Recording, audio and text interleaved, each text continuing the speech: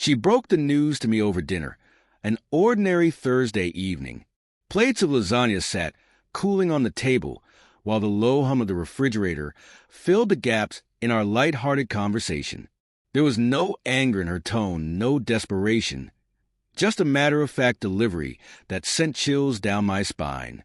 "I want to start seeing other men," she said, her voice as nonchalant as if she were commenting on the weather. "I feel like I've missed out on too much in life." For a moment, I froze, my fork suspended mid-air. I must have misheard her, I thought, but her expression left no room for doubt. There was no remorse, no hesitation, just certainty.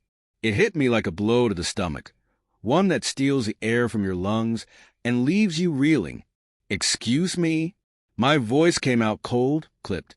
She sighed, setting her fork down with an exaggerated air of irritation, as if she were the one inconvenienced. "Come on, Adam. We've been married for 8 years. Don't you ever wonder what else is out there?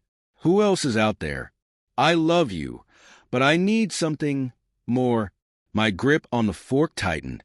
"You need more?" "Yes," she said, her gaze locking onto mine with a challenge, daring me to argue.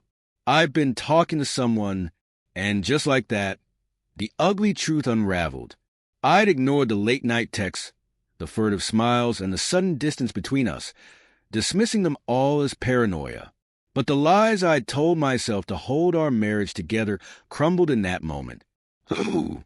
The word escaped as a growl. She pressed her lips together, hesitating, before finally squaring her shoulders. "Does it matter?" "Yes, it matters," I snapped. After a long pause, she muttered, "His name is Tyler. He works at the gym." Tyler. I'd met him a couple of times. A self-absorbed show-off, always flexing in the gym mirrors for attention. Back then, I brushed him off as nothing more than an annoyance. Now his arrogant smirk burned in my memory like a scar. The chair scraped loudly against the tile as I pushed back from the table. Claire flinched at the noise, but I didn't care. I couldn't breathe in that room. I needed to get away from her, from the suffocating weight of her betrayal. "Where are you going?" she asked, her tone more annoyed than concerned. "Out!" I snapped, grabbing my keys and storming out the door. I didn't sleep that night. Instead, I sat in my truck in the driveway, staring at the house cloaked in darkness, replaying the last 8 years of our life together. The shared laughter, the fights, the quiet mornings sipping coffee. How had it all unraveled so completely? By sunrise, I'd made up my mind. Claire thought she held all the power, that she could discard our marriage like a worn-out jacket and walk away unscathed. But she was wrong. Over the following week, I played the role of the devoted husband to perfection. I acted as though nothing had changed, and Claire lapped it up, oblivious. If she felt any guilt, it was buried beneath the excitement of her newfound freedom. Meanwhile, I hired a private investigator, discreet but meticulous, and the truths he uncovered made my stomach churn.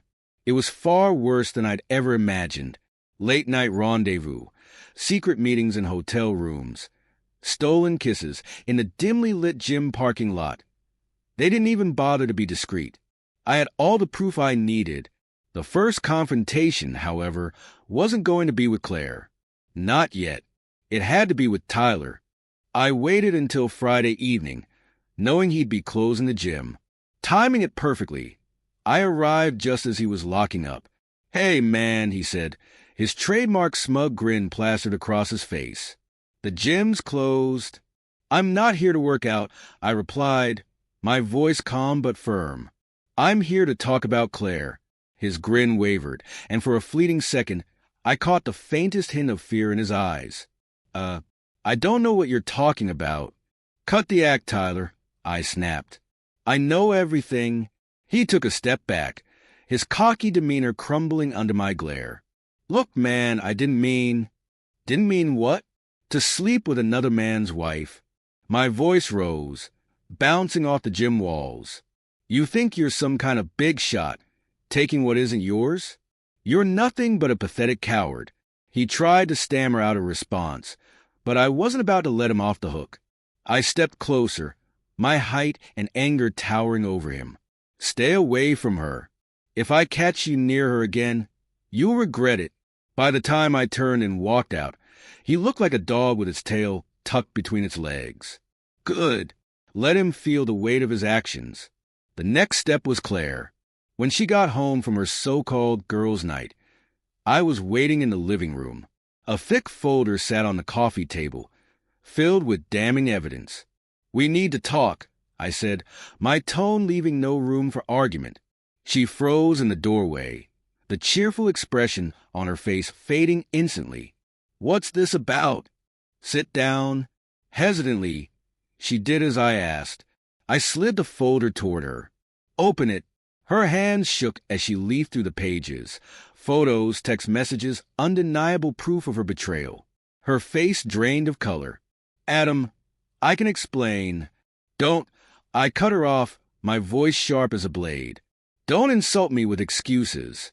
You wanted to be with other men? Congratulations, you got what you wanted.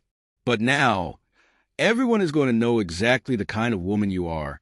Her eyes widened in alarm. "What are you talking about?" "I've already sent copies of this to your parents, your friends, and your boss. By Monday, your little secret won't be a secret anymore." She gasped, horror dawning on her face. "You wouldn't—" "Try me," I said coldly. Tears streamed down her face, but I felt nothing. No guilt, no sympathy, no regret. She had made her choices. Now she could deal with the fallout. The aftermath was swift and brutal. Her parents disowned her.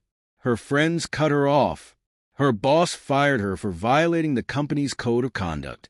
As for Tyler, he quit the gym, unable to bear the whispers and judgmental stares. Claire's once perfect world disintegrated into ruins, leaving her isolated and disgraced. As for me, I filed for divorce and sold the house. I used the money to start over, free from the weight of a marriage that had become a prison. I had wasted enough years on someone who didn't deserve me. Claire, she'll think twice before betraying someone again.